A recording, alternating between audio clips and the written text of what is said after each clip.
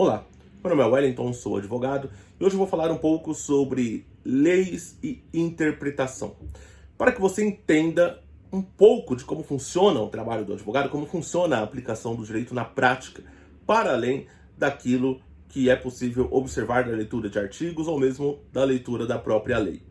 O direito, enquanto ciência social, ele difere um pouco das outras ciências sociais, como sociologia, filosofia, antropologia.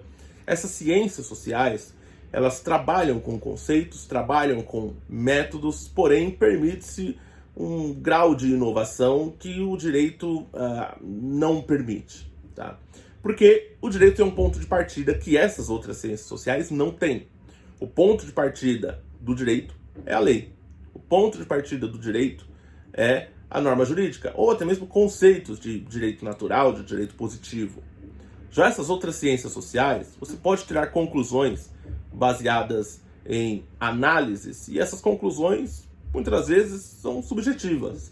Elas acabam sendo contaminadas pelo conjunto de crenças daquele que faz uma definição. Então, por exemplo, mesmo você tendo conceitos como materialismo dialético, materialismo histórico, que são conceitos de filosofia marxista, você tendo conceitos em Nietzsche, o conceito de decadence em Nietzsche para a análise de uma sociedade, por exemplo, conceitos morais, né? O conceito de, a teoria dos sistemas de Niklas Luhmann, em sociologia. Então você tem esses conceitos e você vai aplicando esses conceitos, você vai utilizando dessas ferramentas para fazer a sua análise e tirar de lá as suas conclusões. Já o direito tem como ponto de partida a legalidade. E legalidade compreendida, e aí vai a aplicação do método, você pode interpretar a norma dentro de um contexto histórico. Né? Recentemente teve um debate sobre um dispositivo do Código de Processo Penal que permite o juiz condenar, independentemente do pedido de absolvição do Ministério Público, e o debate que surgiu dessa problemática que foi apresentada ao Supremo Tribunal Federal era justamente, de um lado, professores advogando a ideia de que o juiz pode condenar, ainda que o Ministério Público tenha pedido absolvição, e isso não fere o sistema acusatório, porque a acusação já foi feita, e uma outra corrente que dizia que não, que o juiz não pode condenar quando o Ministério Público pede absolvição, porque a titularidade da ação penal é do Ministério Público, o Ministério Público perde o interesse na condenação, não pode o juiz vir e assumir essa posição, que seria uma posição acusatória por parte do magistrado. E uma das críticas a quem defende a primeira corrente, de que o juiz pode condenar mesmo quando o Ministério Público pede absolvição, dizia que faltava uma interpretação dessa norma de acordo com a historicidade, ou seja, em que contexto essa norma foi criada, que era um contexto de ditadura, um contexto de Vargas, uma coisa fascista. Então, ou seja, a crítica partia da ideia de que, olha, essa é uma norma criada nesse contexto histórico e que reflete essa tendência do Estado, uma tendência autoritária. E que, portanto, essa norma deveria ser revista à luz da Constituição Federal e à luz dos novos tempos. Então vejam, você aplicou uma forma de interpretação da norma para fazer uma crítica. E assim é o direito na prática. Tá? Um dos princípios que a maioria das pessoas não compreende é o princípio da adequação social. Por exemplo, vadiagem é um crime previsto, uma contravenção penal prevista na Lei de Contravenções Penais. Deixar de prover o próprio sustento tendo meios de fazê-lo é uma pena besta. Mas está lá. Está previsto. Mas é uma lei adequada aos novos tempos? Ou seja, o Estado tem o interesse de punir um vadio? Não. Mas a lei está lá, a norma está lá, a regra está lá. Porém, ela não é aplicada. Tá? Urinar em local público. Olha, dependendo da situação, são coisas e coisas. Uma coisa é você ali no cantinho, não à vista de crianças, né, e urinar porque você está apertado. Outra coisa é você sacar em um local público, aberto às pessoas, e óbvio que isso vai gerar uma comoção, e aí talvez o Estado possa ter o interesse em sancionar por isso, e não por urinar em local público. Mas vejam, adequação social, mesmo a lei existindo, essa seria uma forma de interpretação. Tá? Princípio da insignificância. O que é o princípio da insignificância?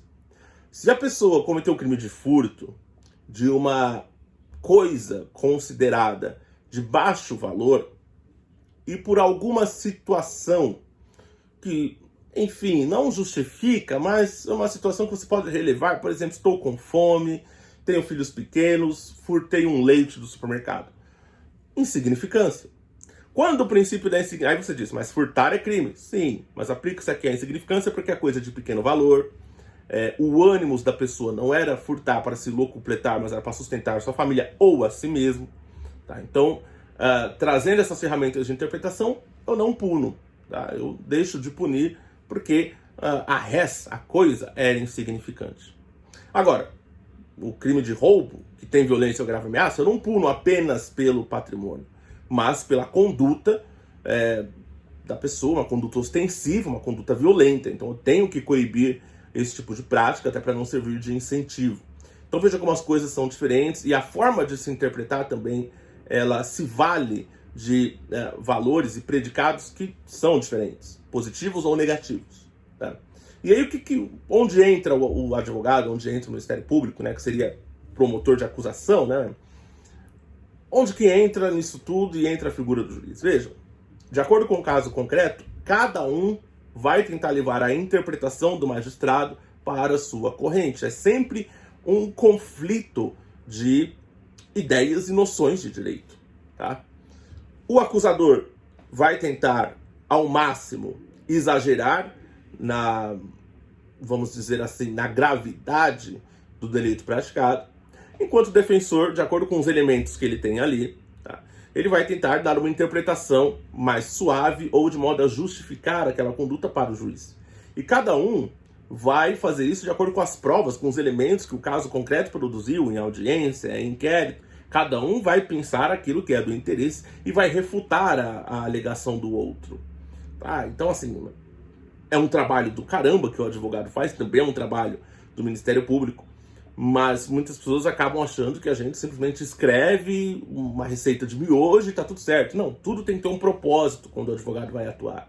Tá? É por isso que o serviço ele tem que ser bem pago, sim, porque é tudo resultado de uma análise minuciosa em que o advogado vai casar as coisas, e o Ministério Público também, entende?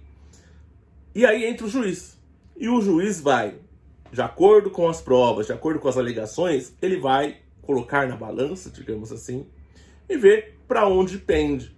De acordo com o caso concreto, de acordo com as suas próprias impressões pessoais, e isso existe, não dá para fugir, o juiz é um ser humano, como ele sentiu o réu em audiência, como ele sentiu a testemunha, como ele sentiu o ofendido, no caso é chamado de vítima, eu não gosto dessa terminologia, mas vamos colocar lá, como ele sentiu a vítima, como o que a prova indica para ele, o que os indícios apontam, que de acordo com isso ele vai levar em consideração esses elementos, aplicar a norma jurídica de acordo com aquilo que ele compreender.